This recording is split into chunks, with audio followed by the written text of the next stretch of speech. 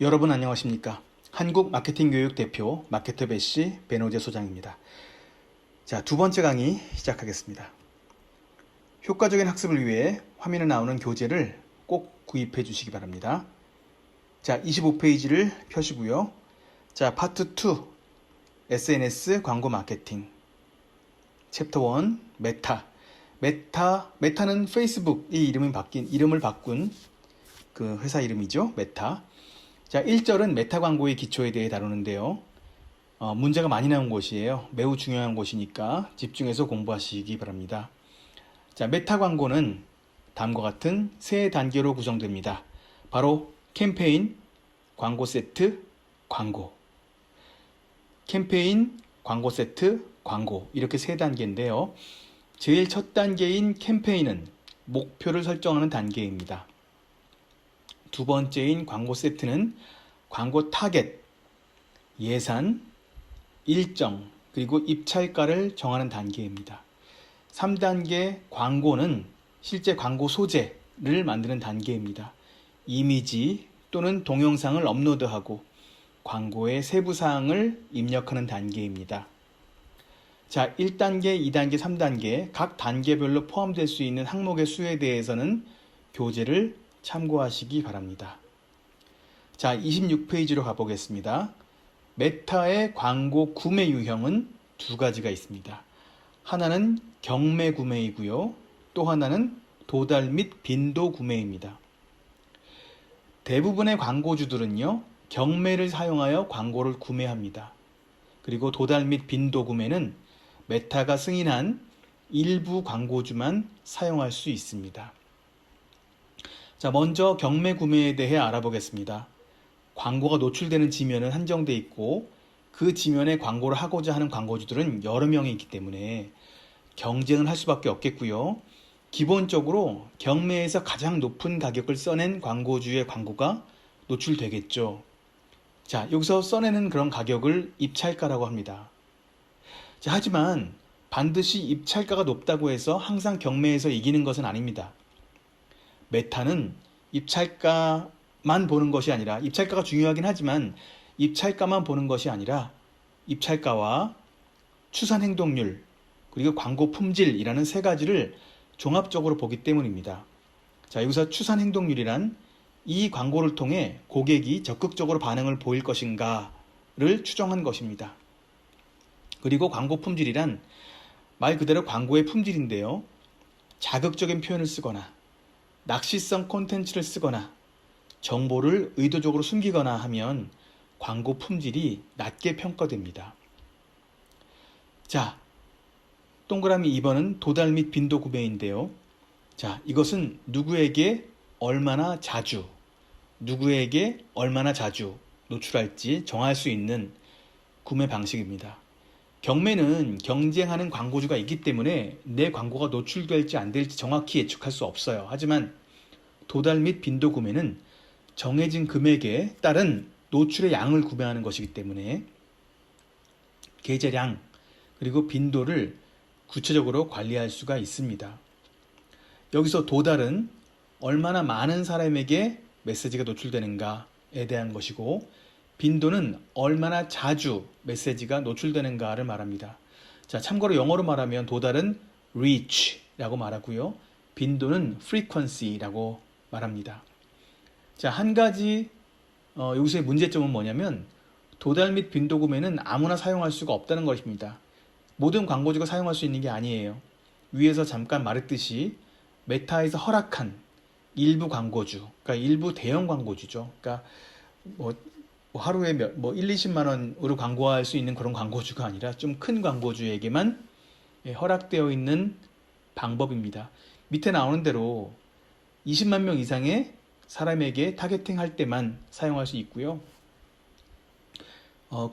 그리고 이제 국가를 여러 개 선택할 수 없고요. 한 국가 내에서만 사용할 수 있습니다.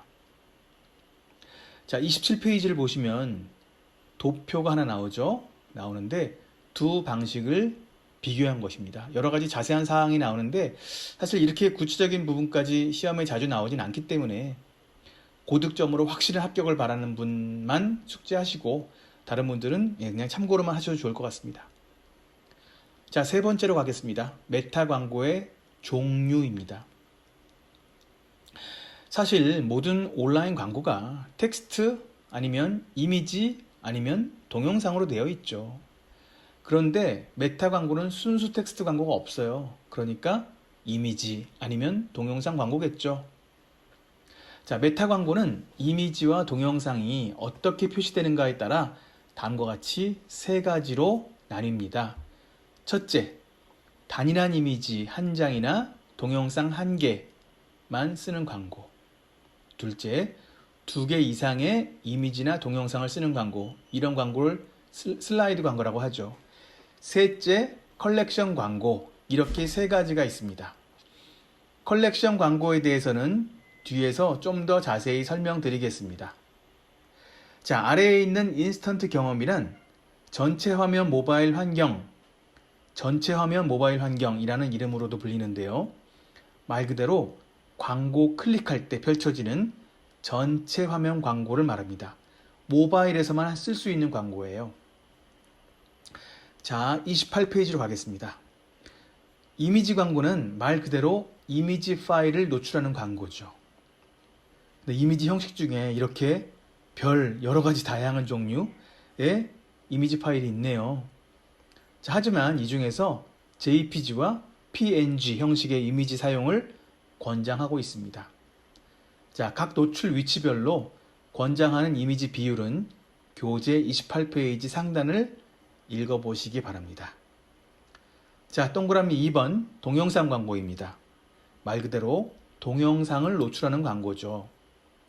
자, 아까 제가 말할 때 메타의 광고는 캠페인, 광고 세트, 광고 이렇게 세 단계로 구성된다고 말씀드렸죠. 자, 제일 앞에 나오는 캠페인에서 광고의 목표를 선택하게 되는데요. 동영상 광고를 사용할 수 있는 목표는 교재 28페이지 중간에 나오는 박스에 나타나 있습니다. 사실상 모든 광고 목표에 사용할 수 있다고 보시면 되겠습니다. 자, 동영상 광고를 노출할 수 있는 위치에 대해서도 교재 28페이지 하단과 29페이지 상단에 나오니까요. 참고하시기 바랍니다. 자, 29페이지 중간에 동영상 광고의 특징에 대해 나옵니다. 자, 노출 위치가 어디냐에 따라서 광고 길이의 제한도 다르고요. 광고의 가로 세로 비율도 다를 수 있습니다. 하지만 자산 맞춤화라는 기능이 있는데요. 자산 맞춤화라는 기능을 사용하면 다양한 광고 노출 위치에 맞게 메타에서 알아서 잘 잘라서 노출해 줍니다. 자, 바로 밑에 보니까 그 박스 글에 자산 맞춤화에 대해서 좀 더 자세히 나오네요. 자, 노출 위치에 따라 이미지의 가로 세로 비율을 자동으로 바꿔주거나 또 수정된 동영상으로 바꾸어 주거나 그리고 노출 위치에 맞도록 텍스트도 달리 링크도 달리 바꾸어 줄 수도 있는 이런 것을 자산 맞춤화라고 합니다. 자, 동그라미 3번으로 가죠. 슬라이드 광고가 나옵니다. 슬라이드 광고는 아까 이야기한 것처럼 한 개의 이미지, 한 개의 동영상이 아니라 2개 이상의 이미지 또는 2개 이상의 동영상을 섞어서 만드는 광고를 말합니다. 영어로는 캐러셀 광고라고도 합니다. 방금 말한 것처럼 단일한 이미지, 단일한 동영상이 아니라 여러 개를 동시에 보여줄 수 있는 광고죠. 자, 좌우 화살표를 마우스로 클릭하거나 아니면 손가락으로 좌우로 스와이프 하면 추가적인 이미지나 동영상을 볼 수 있는 그러한 광고 형식이죠. 만일 이미지가 5개라면 제목도 5개 따로따로, 설명도 따로따로 다르게, 링크도 각각 다르게, 행동 유도 버튼도 각각 다르게 이렇게 다르게 설정할 수가 있는 것입니다. 29페이지 하단을 보시면요. 슬라이드 광고의 특징을 설명하는 박스 글이 나오죠.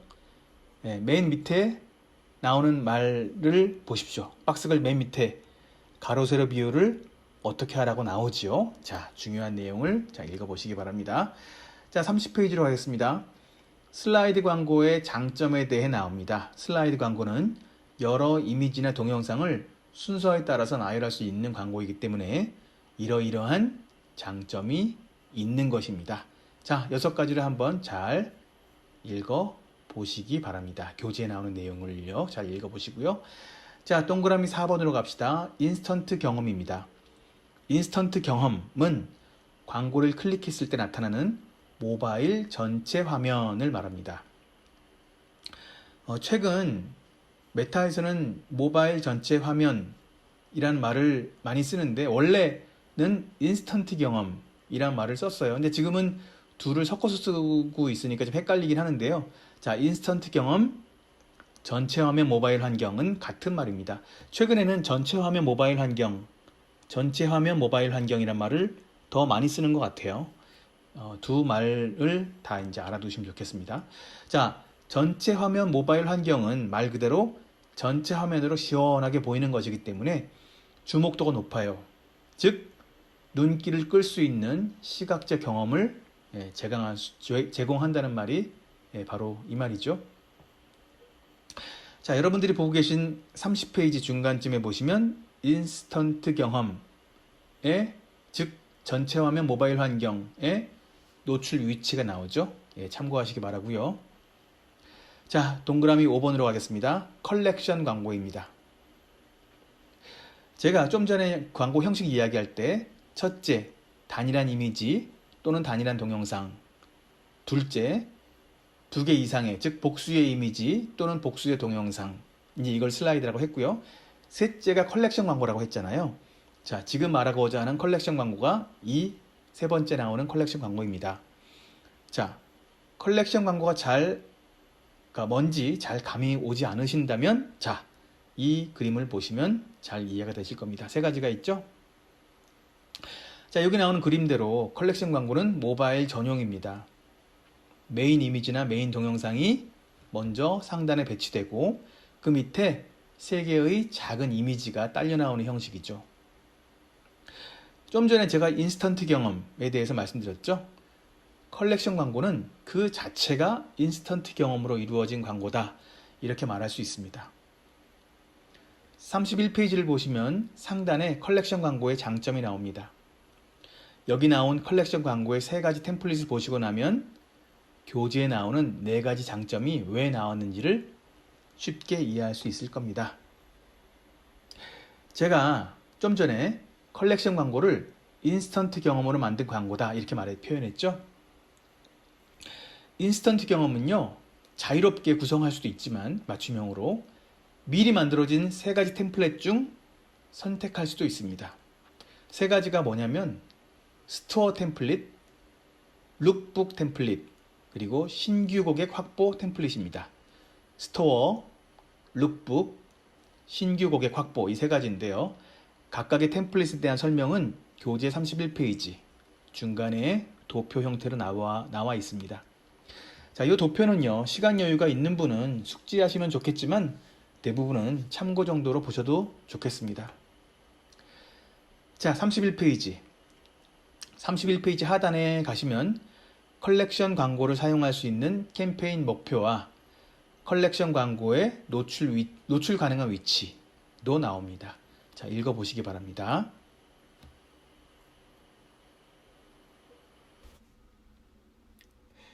자, 2절로 가겠습니다. 32페이지입니다. 메타 광고 준비.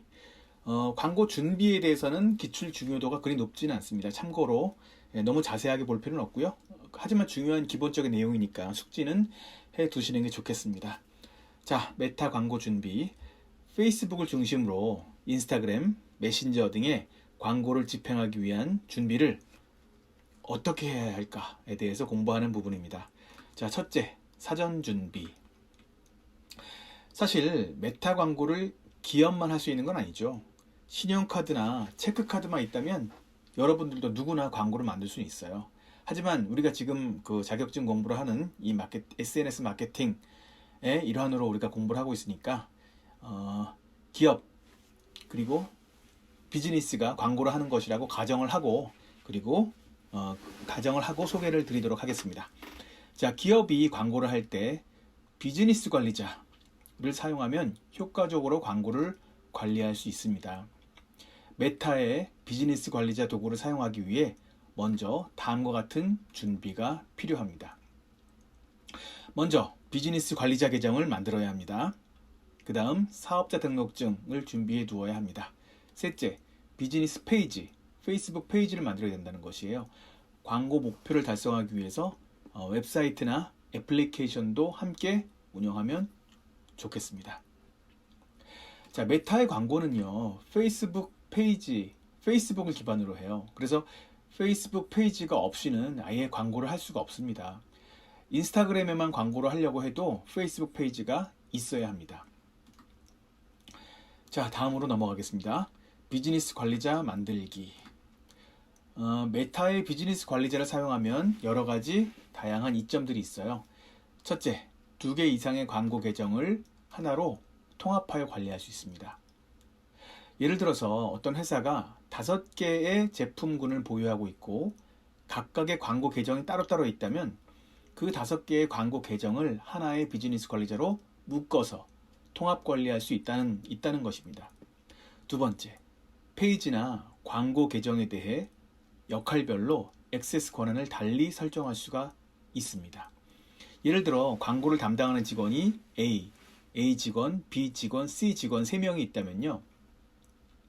각 담당자의 업무에 따라서 A라는 사람은 관리자의 업무를 하고 B라는 사람은 광고를 추가하고 수정하는 업무를 하고 C라는 사람은 단지 광고 결과를 확인하고 분석하는 업무만을 할 수 있다는 것입니다. 셋째, 비즈니스 수준의 인사이트 및 보고서를 생성할 수 있습니다. 과거에는요, 광고 계정별로 분석하고 광고 계정별로 보고서를 생성했다면 이제 기업 단위로, 즉 비즈니스 수준으로 만들 수 있다는 것입니다. 넷째, 페이스북의 개인용 프로필과 비즈니스를 분리하여 사용할 수 있어서 더 안전합니다. 비즈니스 관리자를 사용하지 않고 개인 계정으로 광고를 관리하던 사람이 만약에 퇴사를 한다면 후임자는 그 퇴사한 사람의 개인 계정을 물려받아 써야 합니까? 이런 일이 있어서는 안 되겠죠. 비즈니스 관리자 계정을 만들고요. 그 계정을 이용하여 담당자들의 접속 권한과 접근 권한을 통제할 수 있다면 훨씬 더 안전하게 사용할 수 있겠죠. 자, 그 다음 동그라미 2번으로 가겠습니다. 비즈니스 관리자 생성 프로세스라는 말이 나오죠. 자, 프로세스라고 했으니까 순서라는 의미가 있는 것이죠. 하지만 순서가 특히 중요하지는 않습니다. 그냥 여기 나오는 여러 가지 일들, 여러 가지 활동들이 필요하다 정도만 이해하시면 될 것 같습니다. 자, 기역부터 시역까지 한번 읽어 보시기 바랍니다. 자, 33페이지로 가시죠. 33페이지 제3절 메타 광고 만들기입니다. 자, 바로 전에 나왔던 2절 메타 광고 준비는 별로 중요하지 않았는데 3절 메타 광고 만들기는 아주 중요합니다. 기출 중요도 상 아주 높은 부분이고요. 자, 들어갑시다. 메타 광고는 크게 캠페인, 광고 세트, 광고 이렇게 셋으로 나뉩니다. 다시 캠페인, 광고 세트, 광고 이렇게 3단계로 나뉘는데요. 먼저 캠페인에 대해서 알아보겠습니다. 캠페인은요, 목표를 세우는 부분입니다. 캠페인의 목표는 크게 인지도, 관심유도, 전환이라는 3가지로 나뉩니다. 인지도, 관심유도, 전환. 그리고 세부 목표는 다음 표와 같이 나옵니다. 자, 이 부분이 기출문제에 나왔으니까요. 자세히 한번 보시고요. 먼저 인지도 목표에는 무엇이 있나요? 브랜드 인지도와 도달이라는 세부 목표가 있네요. 자, 관심유도 목표에는 트래픽, 참여, 앱 설치, 동영상 조회, 잠재 고객 확보, 메시지라는 세부 목표가 있고요. 전환이라는 목표에는 전환, 카탈로그 판매, 매장 유입이라는 세부 목표가 있네요. 이렇게 3개의 캠페인 목표와 11개의 캠페인 세부 목표가 나오네요. 그런데 요즘 최근에 이 구조가 좀 변경됐어요. 그래서 이 11개의 캠페인 세부 목표가요, 6개의 캠페인 목표로 간소화돼서 표시가 되고 있습니다. 바로 6가지가 뭐냐면 인지도, 트래픽, 참여, 잠재 고객, 앱 홍보, 매출, 이렇게 6가지예요. 그래서 원래 바뀌기 전에 있던 11개의 캠페인 목표를 사용할 수도 있고요. 바뀐 후에 6개의 새로운 캠페인 목표를 사용할 수도 있습니다. 근데 워낙 최근에 바뀐 거라서 이 양쪽 모두에서 시험에 나올 가능성이 있으니까 둘 다 알아놓는 게 좋을 것 같습니다. 자, 33페이지 하단부터 각각의 캠페인 목표에 대해 설명이 쓰여 있는데요. 자, 특별히 해설이 필요한 부분은 아니니까 각자 읽어보도록 하십시오. 자, 대신 여기 나오는 책에 나오는 내용은 한번 읽어보시고요. 새로 바뀐 6가지 변경된 목표에 대해서 간단히 설명을 드릴게요. 자, 먼저 인지도. 인지도는 광고를 기억할 가능성이 가장 높은 사람에게 광고를 표시하는 겁니다. 자, 그래서 여기 인지도 목표에 쓰이는 광고 형식은 도달, 브랜드 인지도, 동영상 조회를 추구할 때 이런 활동이 이제 인지도 목표에 권장됩니다. 자, 두 번째는 트래픽이에요. 트래픽은 웹사이트, 앱, 페이스북 이벤트 같은 랜딩 페이지로 사람들을 연결하는 목표를 트래픽 목표라고 합니다. 링크 클릭, 랜딩 페이지 조회, 메신저, 왓츠앱 이런 걸 사용할 때 권장됩니다.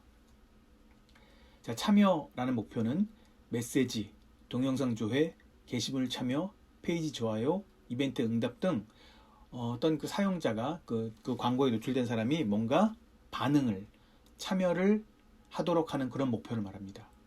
그래서 메신저, 왓츠앱, 인스타그램 다이렉트, 동영상 조회, 게시물 참여 이런 활동들에 권장됩니다. 자, 네 번째 잠재 고객 목표는 뭐냐면요. 비즈니스 또는 브랜드에 맞는 잠재 고객을 확보하기 위한 그런 목표입니다. 인스턴트 양식, 메신저, 그리고 통화, 그리고 가입 이런 활동들을 위한 목표라고 볼 수 있겠습니다. 앱 홍보라는 목표는요. 앱을 설치하고 지속적으로 사용할 이런 사람들을 찾기 위한 목표입니다. 당연히 앱과 관련된 앱 설치, 앱 이벤트 이러한 활동들에 권장되는 목표입니다. 6번째 마지막은 매출이라는 목표인데요. 제품 및 서비스를 구매할 가능성이 높은 사람을 찾는 그런 목표입니다.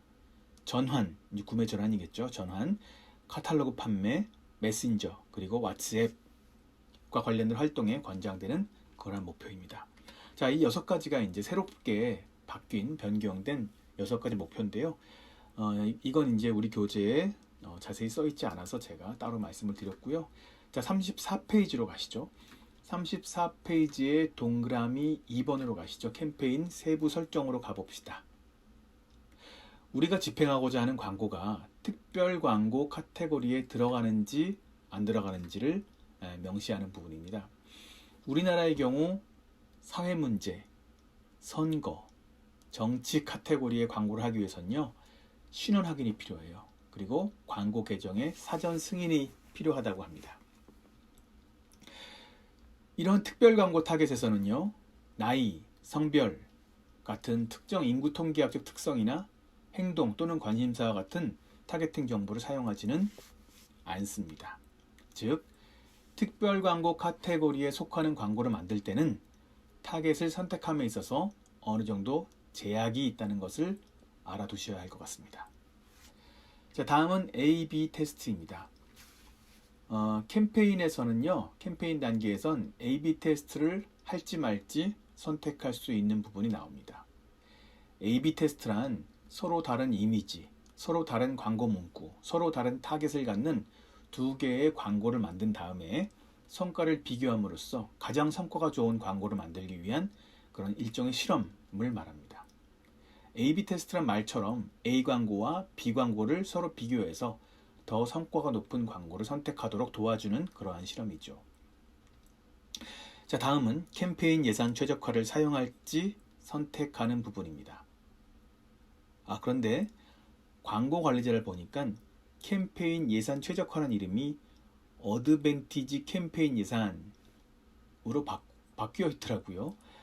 자, 바뀌긴 바뀌었는데요. 메타 고객센터를 들어가 보니까 아직도 캠페인 예산 최적화란 말도 쓰고 있긴 합니다.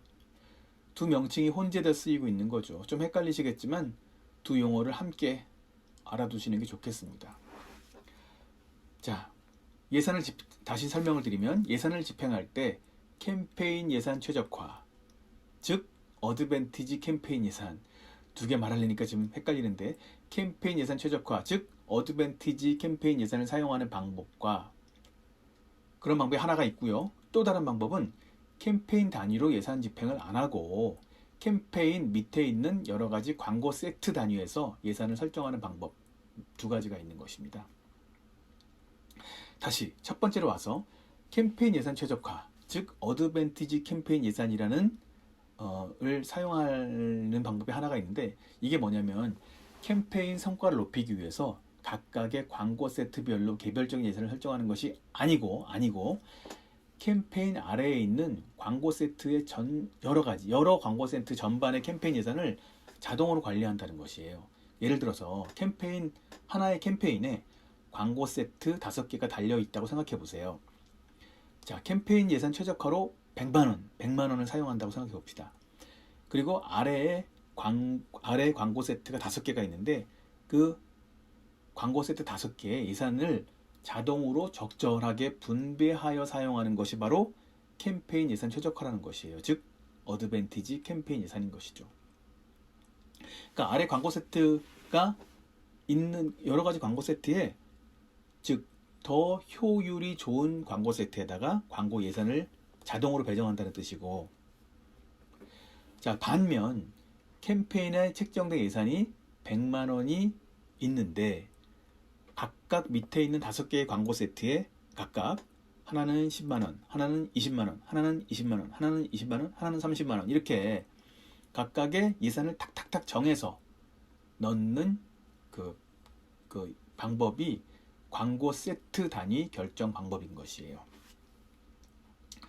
자, 즉 캠페인 예산 최적화, 다른 말로 어드밴티지 캠페인 예산을 사용하면요, 통합적인 캠페인 예산을 설정하고 캠페인 기간 동안 가장 효과적인 광고 세트에 실시간으로 계속 예산을 자동으로 분배하게 되는 것이에요.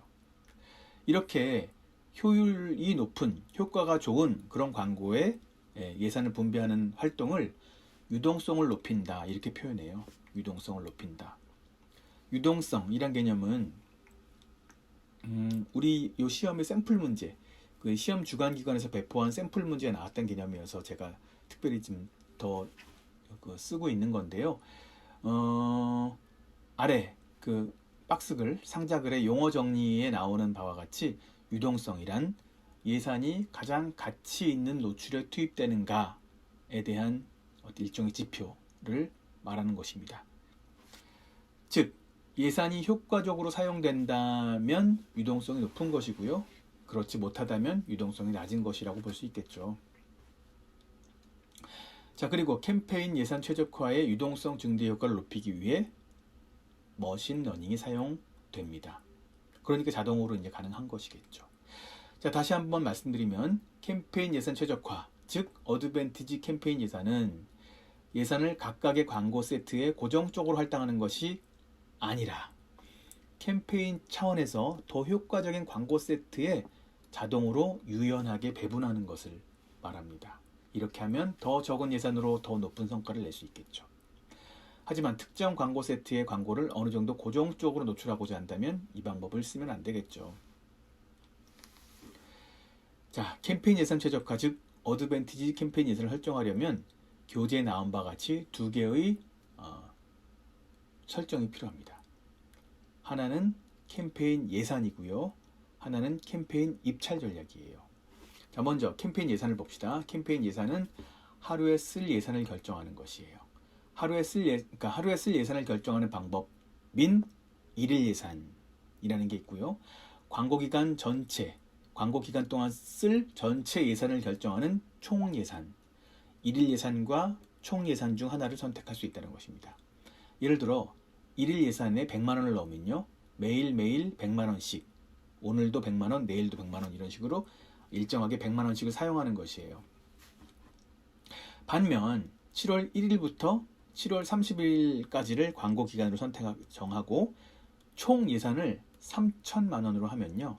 30일 기간 동안 3천만 원의 총 예산을 탄력적으로, 어떤 날은 좀 더 쓸 수도 있고 어떤 날은 좀 덜 쓸 수도 있겠죠. 그래서 효과가 좋은 날에 더 많이 쓸 수도 있을 테고요. 어쨌든 30일 기간 동안 3천만 원의 총 예산을 탄력적으로 사용하는 것을 말합니다. 그 다음 나오는 게 캠페인 입찰 전략입니다. 자, 입찰 전략에는 세 가지가 있어요. 자, 최고 볼륨, 결과당 비용 목표, 입찰가, 한도, 이렇게 있습니다. 최고 볼륨은 뭐냐면 현재 예산으로 가장 많은 결과를 내고자 할 때 사용합니다. 예를 들어 원하는 목표가 트래픽 증대, 즉 어떤 웹사이트에 더 많은 방문자를 일으키는 것이라면 트래픽이 최대화하도록 그것만 신경 쓰는 거예요. 그것만 신경 써서 입찰하는 방법입니다. 두 번째, 결과당 비용 목표는 결과 수를 극대화하되 결과당 비용 목표도 함께 고려하자, 이럴 때 사용하는 것이에요. 목표가 아무리 트래픽 증대, 즉 방문자 증대라고 하더라도 비용이 너무 올라가는 것을 방지하고 싶을 때 이 방법을 쓰는 것이죠. 예를 들어 비용 목표를 링크 클릭당 700원 이렇게 목표를 삼는다면요, 그 목표 비용, 그 비용을 700원이라는 그 비용을 고려하는 것이에요. 즉 700원이란 비용을 중심값으로 하여 그 내외에서 조정한다는 것이죠. 그래서 평균적으로 700원을 추구하지만 700원을 넘을 수도 아니면 700원보다 적을 수도 있는 것입니다. 자, 입찰가 한도는요, 입찰가 한도를 설정하여 할 수 있는 것이에요. 즉 입찰가 한도를 700원, 클릭당 비용을 700원 이렇게 놓으면 그 이상의 비용이 나오지 않게 됩니다. 자, 35페이지의 하단으로 가보죠. 35페이지 하단에 보시면 광고 세트가 나오네요. 자, 제가 캠페인, 광고 세트, 광고 이렇게 크게 세 개의 단계가 있다고 했는데 캠페인 이야기는 방금 끝났고요. 이제 광고 세트로 가는 것이에요. 광고 세트에 설정할 내용은 여러 가지가 있어요. 하지만 광고 세트에서 가장 중요한 목표는 광고의 타겟을 정하고 그 타겟과 관련된 설정을 하는 것이에요. 반면 아까 우리가 배웠던 캠페인의 가장 중요한 목표는 광고의 목표 설정이고요. 광고 세트의 가장 중요한 목표는 광고의 타겟과 관련된 설정인 것이죠. 자, 캠페인에서 가장 중요한 목표가, 캠페인에서 가장 중요한 게 어떤 목표, 광고 세트에서 가장 중요한 목표는 누구에게, 뭐 이렇게 말할 수 있는 것이죠. 자, 36페이지로 갑시다. 36페이지 상단에 박스글을 보시면 요게 이제 우리가 그 광고 세트에서 설정하는 내용들, 항목들입니다. 자, 쭉 보시면 뭐 다른 거 다 뭐 이름 정하고 타겟 정하고 뭐 이런 얘기인데, 다이내믹 크리에이티브란 말이 나오네요. 다이내믹 크리에이티브. 이게 무슨 말일까요? 다이내믹 크리에이티브란 광고를 보는 각 사람들에게 맞춤화된 크리에이티브를 말합니다. A라는 사람에게는 어떤 광고를 보여주고 B라는 사람에게는 다른 버전의 광고를 보여주는 것이죠. 즉 다양한 광고 구성 요소를 적절히 결합하여 자동으로 결합해서 광고를 보는 사람이 가장 잘 반응할 것이라고 생각되는 사람에게 가장 잘 반응할 것이라고 예상되는 그런 사람에게 그 광고 버전을 보여주는 것이에요. 그 내용이 바로 밑에 있는 그 상자글 용어 정리에 나와 있죠. 자, 제가 방금 광고 세트에서 가장 중요한 게 타겟을 정하는 것이다 라고 말씀드렸죠. 36페이지 하단을 보시면 타겟에 대해서 자세히 나오네요. 타겟에 대한 다양한 옵션이 나옵니다. 위치, 연령, 성별 등에 따른 설명도 나오고요. 그 다음에 다른 내용들도 나오죠. 자, 쭉 읽어보시기 바랍니다. 뭐 어려운 내용은 없으니까 이 자세한 내용도 한번 읽어보시고요. 자, 37페이지로 가볼까요? 37페이지 상단으로 가보세요. 세 가지가 나오네요. 핵심 타겟, 맞춤 타겟, 유사 타겟 이라는 세 가지 타겟이 있습니다. 먼저 핵심 타겟이란 말이 나오는데, 사실 핵심 타겟이란 말 자체를 페이스북에서 이렇게 잘 널리 쓰는 말은 아니에요. 근데 몇몇 페이지에서 페이스북 그걸 설명해주는 페이스북 자체 페이지 내에 핵심 타겟, 맞춤 타겟, 유사 타겟이라고 분류한 부분이 있어서, 그리고 시험에도 요 분류가 한번 나온 적이 있거든요. 그 샘플 문제에서. 그래서 제가 설명을 드립니다. 자, 핵심 타겟, 맞춤 타겟, 유사 타겟이 뭐냐면, 먼저 핵심 타겟은 아래 표를 보시면 그 연령, 위치, 성별, 언어 뭐 이런 것들이에요. 그 다음에 맞춤 타겟도 나오죠. 맞춤 타겟은 광고주의 비즈니스에 관심을 보인 사람이라고 나오네요. 그 37페이지 중간에 나오죠. 맞춤 타겟은 광고주의 비즈니스에 관심을 보인 사람들을 대상으로 한 타겟이다. 이렇게 말이 나오죠. 근데 관심을 보인 사람이 뭘까요? 자, 이를테면 우리 홈페이지에 방문했던 사람, 우리 앱을 설치한 사람, 우리 페이스북 페이지에 좋아요를 하거나 댓글을 남긴 사람, 이게 바로 뭔가 관심을 보인 거라고 할 수 있겠죠. 여기서 우리 홈페이지에 온 사람에 대한 정보는, 우리 홈페이지니까요. 우리 홈페이지에 온 사람에 대한 정보는 우리 회사로부터 얻을 수 있는 정보죠. 그리고 우리 회사 페이스북에 온 사람, 우리 회사 페이스북에 댓글을 남기거나 좋아요를 한 사람에 대한 정보는 메타로부터 얻을 수 있는 정보죠. 그래서 방금 말한 것처럼 우리 홈페이지 같은 곳을 나의 소스, 광고주의 소스라고 할 수 있고요. 페이스북 페이지 같은 곳을 메타의 소스다, 이렇게 표현합니다. 그래서 37페이지 하단에 보시면 그 캡처 화면이 하나 있죠. 보면 맞춤 타겟 소스를 선택한 화면인데요. 이걸 보시면 내 소스와 메타 소스가 서로 이렇게 분리돼서 나온 것을 알 수 있습니다. 자, 그 다음 페이지로 가시죠. 38페이지에 좀 더 자세히 내용이 나와요. 내 소스는 내 웹사이트, 내가 갖고 있는 고객 리스트, 나의 앱, 우리 회사가 만든 앱에서의 우리 고객의 활동, 그리고 우리 매장 같은 오프라인 활동, 그러니까 오프라인 매장 같은 데서 보인 우리 고객의 활동, 뭐 이런 것들이 바로 내 소스예요. 이를테면 내 소스에서 수집한 이메일 주소, 전화번호, 이름, 생년월일, 성별, 위치가 주소 같은 거겠죠. 이런 것들이 광고의 타겟으로, 이런 것들을 광고의 타겟으로 삼을 수 있습니다. 자, 반면 메타 소스는요, 메타가 보유하고 메타가 관리하고 메타가 통제하는 이런 소스죠. 이를테면 우리 회사 페이스북 페이지를 팔로우하는 사람, 우리 회사 페이스북 페이지에 반응을 보인 사람 등등을 우리의 광고의 타겟으로 삼을 수 있는데, 그러한 소스들을 메타 소스라고 할 수 있는 것이에요. 지금까지 말씀드린 게 바로 맞춤 타겟이죠. 자, 세 번째 38페이지 맨 밑에 디귿, 유사 타겟으로 갑시다. 유사 타겟을 지정하기 위해서는 미리 정해진 타겟이 있어야 돼요. 그래서 그 미리 만들어 놓은 타겟과 비슷한, 유사한 타겟을 만드는 것이죠. A라는 타겟이 어떤 광고에 좋은 반응을 보였다면, 그 A와 비슷한 광고 타겟을 만들어도 좋은 반응을 보이겠지 하는 기대를 할 수 있을 거잖아요. 그렇기 때문에 우리가 유사 타겟을 쓰는 것입니다. 자, 39페이지로 갑시다. 캡처 화면이 하나 보이시죠? 유사 타겟 만들기라는 화면이 보이시죠? 자, 좌우로 움직일 수 있는 슬라이드가 밑에 보이네요. 0%부터 10%까지.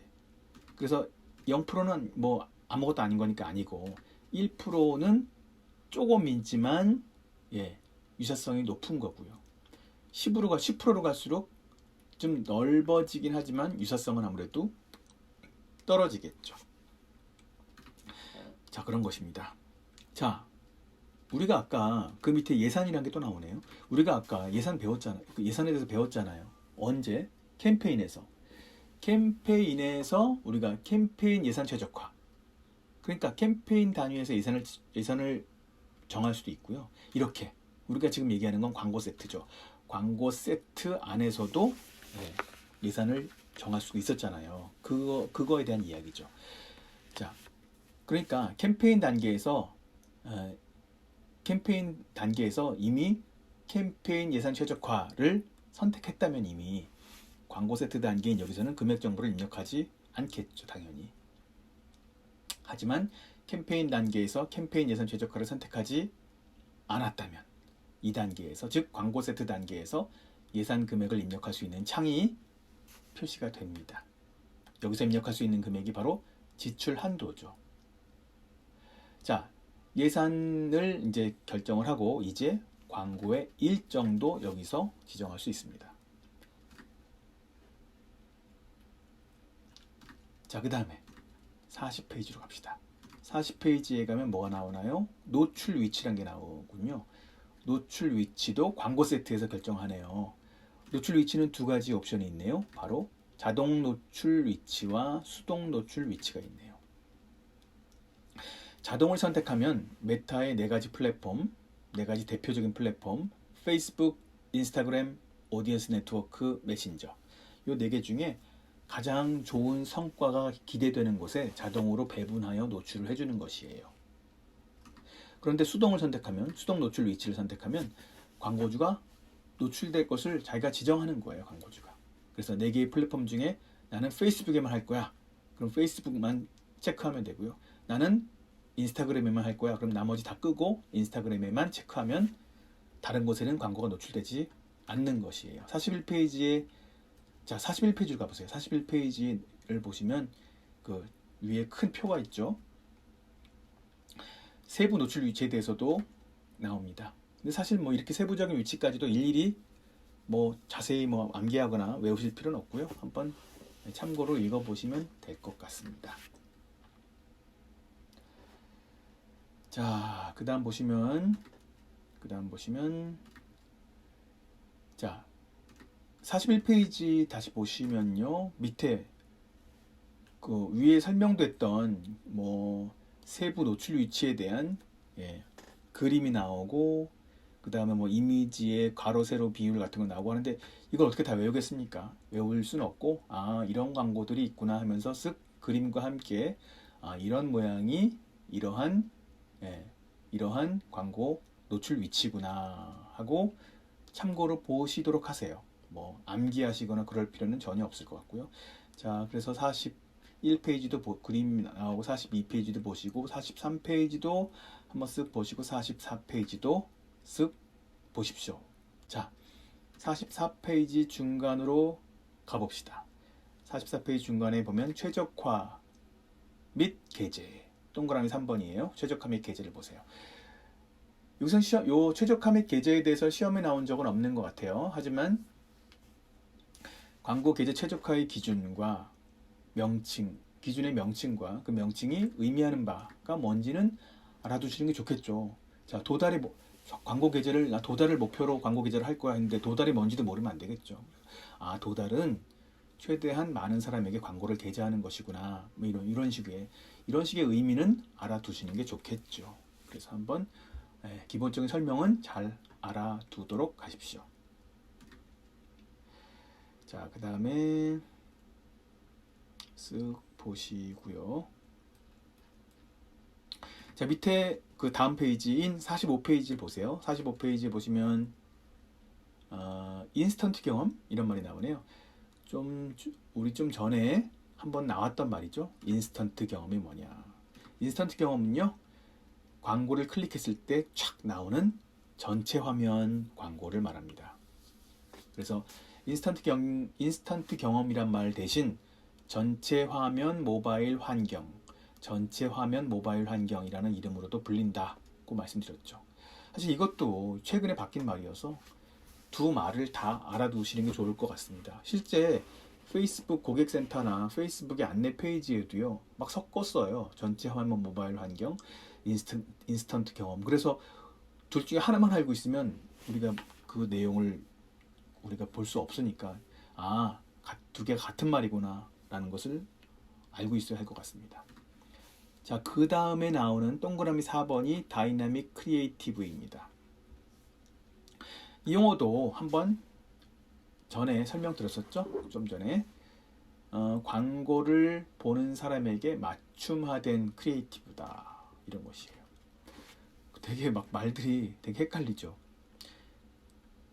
자, 46페이지를 가시면 좀 더 자세히 설명이 나오죠. 기업 다이내믹 크리에이티브의 특징이란 말로요.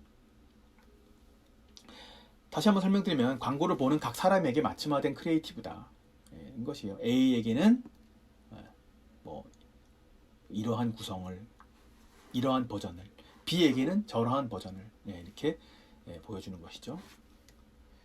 자, 그래서 봅시다. 자, 주의할 점이 하나 있습니다. 다이내믹 크리에이티브란 말은요, 다양한 타겟의 특징에 맞는 광고를 자동으로 노출해주기 위한 것이지, 이전 어떤 버전의 광고가 좋고 어떤 버전의 광고는 별로고 이런 걸 판단하기 위한 것은 아닙니다. 그래서 우리 그 특징의 세 번째 짝대기에 보시면, 그래서 이제 A/B 테스트의 대용으로 사용하기에는 부적절하다는 것입니다. 원래 A/B 테스트는 A가 좋고 B가 별로다, 뭐 이런 걸 따지기 위한 거잖아요. 근데 다이내믹 크리에이티브는 그걸 하기 위한 건 아니에요. 그래서 그런 걸 참고하시고요. 46페이지 중간에 보시면 3번을 얘기하기 전에 그 바로 위에 박스글이 있네요. 다이내믹 언어 최적화라는 말이 나오는데요. 다이내믹 언어 최적화는 그 텍스트, 사진과 링크 등 광고 크리에이티브를 여러 언어 버전으로 업로드할 때 페이스북이 사용자의 기본 설정에 따라서요, 적합한 언어를 자동 매칭해주는 기능입니다. 자, 그래서 여러 나라의 광고를 집행할 때 각 나라의 언어에 따라서 광고 소재의 언어를 자동으로 바꿔주는 기능이죠. 이건 다이내믹 광고를 할 때 쓰는 그런 기능이라고 할 수 있습니다. 다이내믹 광고에 대해서는 따로 또 설명이 될 겁니다. 자, 이제 밑에 세 번째 단계, 광고. 자, 제가 이제 다시 한번 설명드리면, 그 페이스북 광고, 메타 광고의 가장 큰 세 덩어리는 캠페인, 광고 세트, 광고라고 했죠. 그래서 지금 우리가 광고를 배우려고 하는 거예요. 이 전까지 광고 세트에 대한 내용이었고요.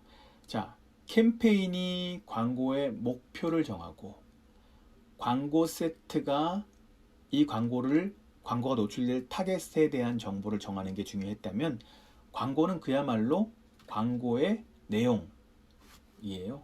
즉, 광고 소재죠. 실제 광고물을 정하는 게 광고입니다. 자, 46페이지에 광고가 이제 처음 소개되고 47페이지로 갑시다.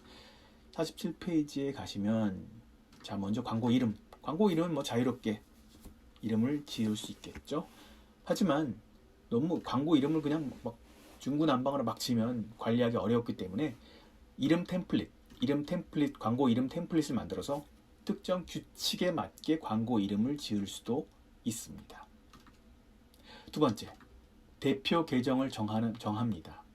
광고주가 사용할 페이스북 계정과 인스타그램을 정하는 단계예요.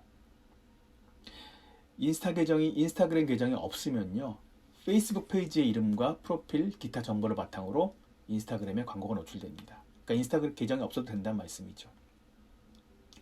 없어도 되긴 하지만 그래도 인스타그램 광고를 할 때는 별도의 인스타 계정이 있는 게 좋겠죠. 자, 그 다음 광고 설정 단계입니다.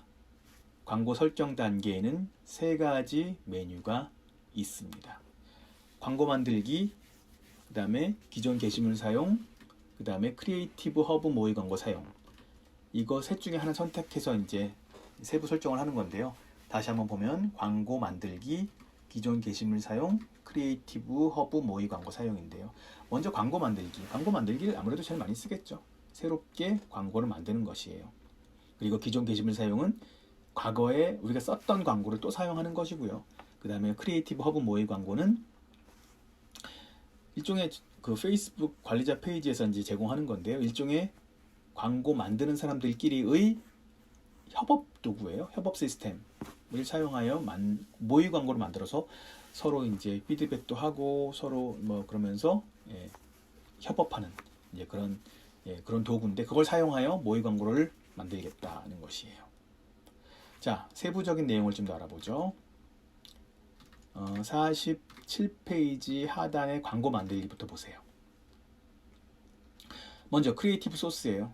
크리에이티브 소스는 소스란 게 그 원천이나 뜻이니까 어디서 갖고 올 건데 광고를 그런 거죠.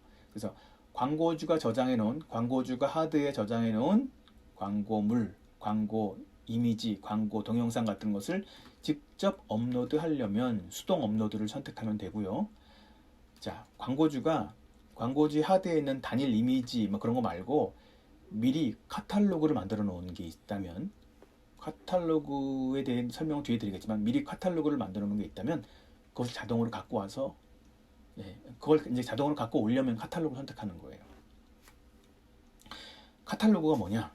간단히 먼저 말씀드리면 마치 그냥 우리가 가구점에서 그냥 볼 수 있는 종이 카탈로그, 책자 같은 거 있잖아요. 종이 카탈로그처럼 페이스북이나 인스타그램 등에서 광고하고자 하는 또는 판매하고자 하는 제품의 목록을 온라인에 페이스북 안에다가 이렇게 저장해 놓은 것을 카탈로그라고 해요. 그 카탈로그는 비즈니스 관리자 안에서 만드는 건데요. 비즈니스 관리자 안에 가면 커머스 관리자라고 있는데요. 거기서 카탈로그를 만들게 됩니다. 자, 이번엔 광고 형식으로 갑시다. 광고 형식도 47페이지 밑에 있는 표에 나오죠. 먼저 광고 형식은 기본적으로 제가 말씀드렸듯이 이미지 아니면 동영상인데요.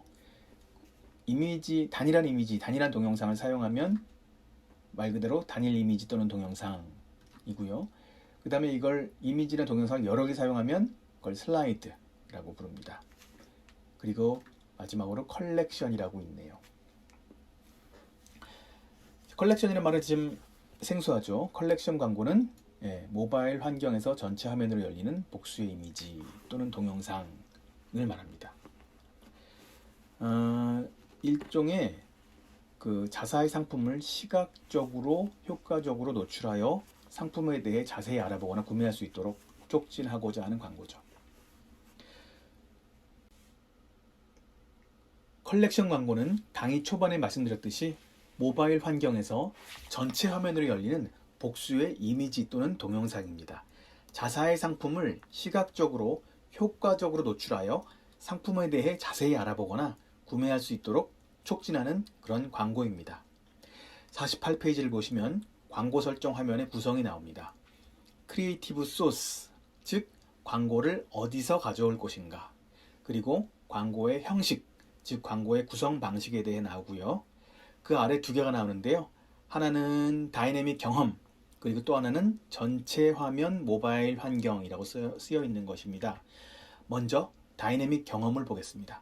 광고주가 제공한 다양한 광고 요소들을 이용해서 다양한 버전을 자동으로 만들어서 각각의 타겟 고객에게 가장 적합한 광고를 노출시키는 것을 다이내믹 경험이라고 합니다.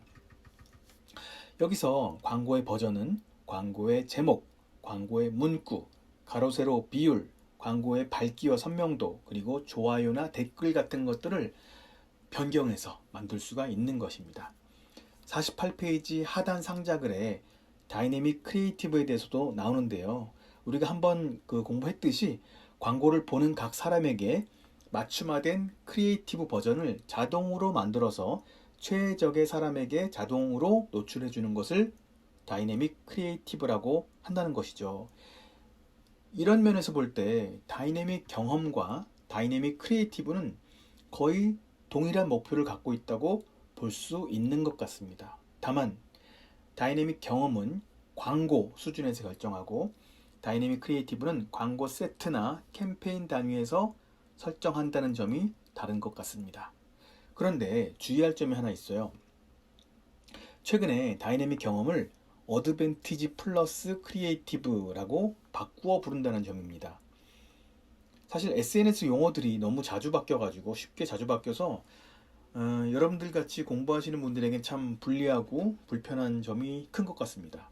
제가 책을 만든 지 한 달 정도밖에 안 됐는데 그 사이에도 바뀐 용어들이 꽤 되는 것 같습니다. 제가 그때그때 바뀐 내용을 강의를 통해서 종종 업데이트 해드리도록 하겠습니다.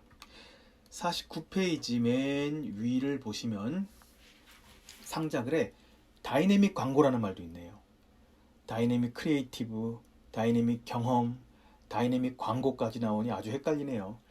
다이내믹 광고에 대해서는 다음에 자세히 설명되겠지만 간단히 핵심만 말씀드리면 다이내믹 광고란 카탈로그 판매 증대를 위해 가장 적절한 타겟에게 맞춤화되어 전달되는 광고를 말합니다. 다이내믹 광고는 사람들의 관심사, 의향, 행동에 따라서 관련성이 높은 제품이나 서비스를 자동으로 노출해주는 광고입니다. 다이내믹 광고를 위해서는 먼저 카탈로그를 만들어야 하며 광고가 노출될 웹사이트나 앱에 픽셀 또는 SDK가 설치되어 있어야 합니다. 자, 그 다음에 나오는 전체 화면 모바일 환경에 대해서도 알아보겠습니다. 모바일 환경에서 광고를 클릭할 때 외부의 다른 페이지로 이동하는 대신 광고가 노출된 그 플랫폼 내에서 전체 화면으로 보여지는 광고입니다. 시각적으로 매우 인상적으로, 즉 생생하게, 그리고 시간적으로 매우 빠른 로딩 속도로 광고를 노출해주죠. 참고로 전체 화면 모바일 경험은 인스턴트 경험이라고도 불린다고 말씀드렸습니다. 과거에는 캔버스 광고라고도 불렸다고 합니다. 자, 상자글을 보시면 인스턴트 경험 지표라는 말에 대한 설명이 나오는데요. 말 그대로 인스턴트 경험과 관련된 성과 지표를 말합니다. 링크 클릭, 아웃바운드 클릭, 인스턴트 경험 조회 시간, 인스턴트 경험 조회율, 랜딩 페이지 조회, 이런 지표를 사용할 수 있습니다. 지금까지 말씀드린 내용이 광고를 설정하는 세 가지 방법인 광고 만들기, 기존 게시물 사용, 크리에이티브 허브 모의 광고 사용 중에서 광고 만들기에 대한 설명이었습니다. 자, 그 다음에 나오는 내용은 기존 게시물 사용입니다. 말 그대로 과거에 광고로 사용했던 기존 게시물을 재사용해서 광고를 만드는 것이죠. 자, 그 다음은 크리에이티브 허브를 사용하여 광고를 만드는 것입니다. 크리에이티브 허브가 뭐냐면 페이스북과 인스타그램 광고에 대한 정보를 확인하고 그리고 그 안에서 모의 광고를 만들 수 있는 그런 공간입니다. 일종의 협업 도구라고 생각하시면 됩니다. 크리에이티브 허브를 사용하면 각 디자이너들이 만든 광고를 미리 보고 테스트할 수 있고요. 모의 광고 및 프로젝트를 만들 때 팀원들과 협력할 수 있습니다. 그리고 첫 단계인 아이디어 수집부터 광고 제작 후 최종 전송까지 간편하고 안전하고 빠르게 진행을 할 수 있습니다. 자, 49페이지 하단에 광고 크리에이티브가 나옵니다. 광고에 사용할 미디어를 결정하고 제목 등 문구를 입력하고 랜딩 페이지 URL 등 세부 항목을 입력하고 변경하는 부분입니다. 자, 50페이지로 가겠습니다. 노출 위치에 대한 자산 맞춤화에 대한 상자글이 나오죠.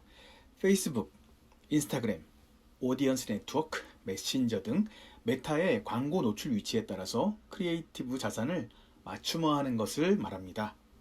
자, 그 다음엔 언어에 대한 설정입니다. 51페이지에 가시면 언어에 대한 자세한 설정 화면이 나옵니다. 우리말로 광고를 완성한 후 선택한 다른 나라 말로 자동 번역을 할 수도 있습니다. 다이내믹 언어 최적화는 46페이지 상자글에서 간략히 설명했었죠. 한 번 더 짚고 넘어가겠습니다.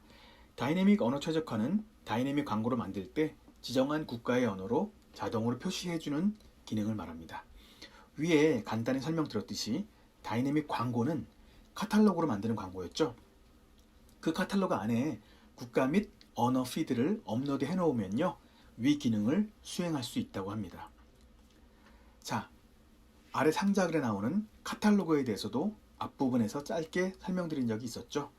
페이스북이나 인스타그램 등에서 광고하고자 하는 그리고 판매하고자 하는 제품의 목록을 저장한 그것을 카탈로그라고 부릅니다. 카탈로그는 메타 비즈니스 관리자의 커머스 관리자에서 만들 수 있습니다. 52페이지로 가겠습니다. 광고 설정의 마지막 단계인 추적입니다. 광고의 성과를 추적하기 위한 설정을 하는 부분이죠. 아래 상자글의 용어 정리에 나오는 설명들을 참고해서 좀 더 자세히 설명해 드리겠습니다. 먼저 픽셀은 메타 광고가 도달하는 그 웹사이트 내에서 발생하는 행동, 즉 이벤트를 파악해서 메타에 전송해주는 그런 코드를 말합니다. 이를테면 어떤 사람이 메타 광고를 클릭했을 때 그 사람이 도달한 어떤 웹사이트, 이를테면 쇼핑몰, 거기서 장바구니에 제품을 넣었는지, 구매를 했는지 이런 것들을 파악해서 메타에 보내주게 됩니다. SDK는 소프트웨어 디벨롭먼트 킷의 약자로서 개발자들이 애플리케이션 소프트웨어, 즉 앱을 개발할 때 사용하는 도구입니다. 이를 앱에 설치해서 앱에서 발생하는 데이터를 메타에 보내주는 것이죠. 웹사이트에서 픽셀이 하는 행동을 앱에서는 SDK가 하는 것입니다. 오프라인 API를 설치해서 오프라인 매장에서 수집된 데이터를 활용할 수도 있습니다. 매장 구매, 전화 주문, 예약 등 비즈니스의 오프라인 행동, 즉 오프라인 이벤트 데이터를 메타에 연결해주는 도구가 바로 오프라인 API인 것입니다. 참고로 전환 API라는 것도 있는데요. 이것은 비즈니스 내에서 발생하는 마케팅 데이터를 메타에 연결해주는 도구입니다. 마지막으로 웹사이트의 URL의 뒷부분에 매개 변수를 추가하면 방문자의 유입 소스를 파악할 수도 있습니다. 성과 분석은 프로그램 개발과 연결된 부분이라서 다소 전문적인 내용이 많이 나옵니다. 시험에서 기술적으로 아주 구체적인 부분을 다루진 않으니까 기본적인 내용만 숙지하고 있으면 되겠습니다. 자, 성과 분석에 대해서는 뒷부분에 좀 더 자세히 다룰 예정입니다. 여기까지 챕터 1 메타 광고의 3절까지 공부해 보았습니다. 여러분 감사합니다.